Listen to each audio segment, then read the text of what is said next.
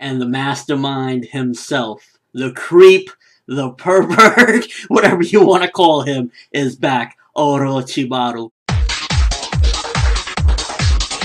Now, this episode, I kind of could divide it into two halves. The first half of the episode was mainly the Sasuke, Suigetsu, Jugo, and Orochimaru stuff. And the second half of the episode, of course, was the Naruto, Tobi, and all that stuff. Now, starting with the first half of the episode, I felt it was very interesting. And it also brought back something that we don't really get that often with Naruto, and that's comedy with the whole Suigetsu stuff. I felt like a lot of that shit was just funny. You see him petrified there. And he has reason to be petrified. I know a lot of people are going to say, well, what the fuck? You know, why is he acting like such an idiot? Well, he was tortured, incarcerated, experimented on, so I would be just like Suigetsu. If not, I'd be more bitter. I'd be like, get the fuck out of here. As soon as he shows up, I'm gonna kill him. Now, I remember there being a bit of controversy regarding Orochimaru's revival in the manga, and in the anime it kind of brings it up again in a way, is like, Itachi supposedly sealed him away. He shouldn't have been able to return. It's a little dicey in the situation. I personally, at this point, don't care either way. It's whatever. But it's a bit dicey regarding his revival. And, like, you know, well, he should technically not be able to be revived anymore. And also the whole hand seal thing. Studio Pierrot are trying to, like, clear some tracks of, like, kind of things that seem a little bit what the fuck moments. Like Sasuke knowing the jutsu to, you know, unseal him or whatever. And then they added that little flashback of Kakashi doing that, and it's like, well, wasn't he passed out? So they're trying their best to clear up a couple of things here and there, you know, whatever they can do, I guess. And I guess for the anime, it's working a bit better. Also, I remember in the manga, when Suigetsu said something, or I believe it was either Suigetsu or Jugo, that Madara's still around. Sasuke says, Madara's still around, but in the anime he said, oh, so it's still going on. So they cleared that up as well, because at this particular point, Sasuke doesn't really know what's going on. He doesn't even know that Madara is revived, you know, the real Madara. So at that point, he'd be confused, like, wait, what do you mean? Isn't Madara the guy under the mask? So at this point, they're trying to clear up a couple things, and they're doing a good job of it, to be honest with you. They are, because it's like making things seem a little bit more sensible and a little bit more easier to understand. And it's interesting to see Orochimaru return and how he is. He doesn't seem as evil as before. The only thing that he says, of course, you know, he wants that body. Boy, look at that body. Boy, look at that body. He works out.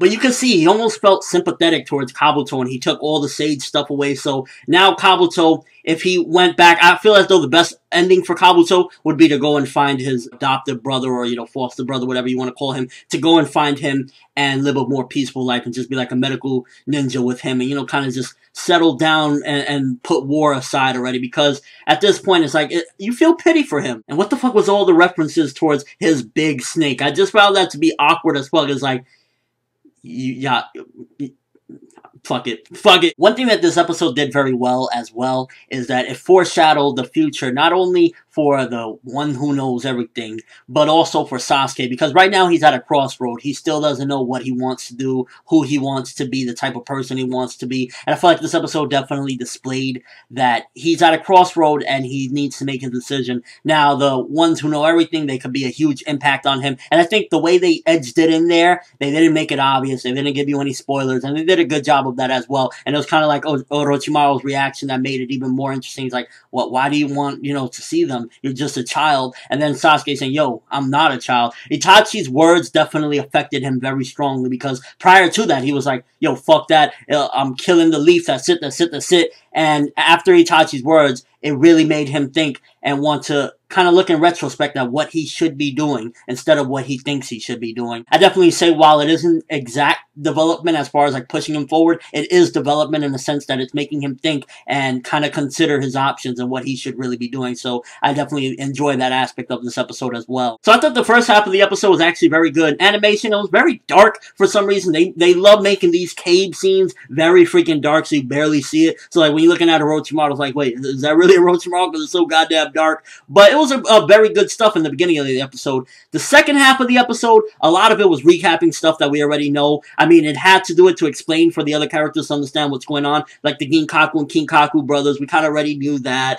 And we knew a couple other extra things. So it was like, yeah, the second half wasn't as good as the first half, because it was just explaining and recapping things we already know. Still good, and it kind of is like trying to bridge the gap of, well, what was the point of the war, whatever. Again, Studio Pierrot is trying very hard to make things connect and smooth over more nicely than how the manga, because the manga, a lot of these was just kind of like rough edges to it, if you know what I mean. So they're doing a good job with stuff like that. Again, the Ginkaku and Kinkaku brother thing is a little bit like, you really needed the tail beast in actuality. Like, it just seems a little bit too much like, yeah, changing the rules a little bit, but it's whatever at this point. I'm far beyond being upset about that stuff. It kind of seems dicey once again, but it's like, whatever. Overall episode, I felt it was a good episode. The first half of the episode carried it really strong, but in the second half of the episode, it was kind of like at a standstill. Although there was a little bit of hinting for people that still don't know who it is under the mask as to who he was when he told Guy Sensei, oh yeah, somebody like you that can't remember faces, why would I show you my face anyway?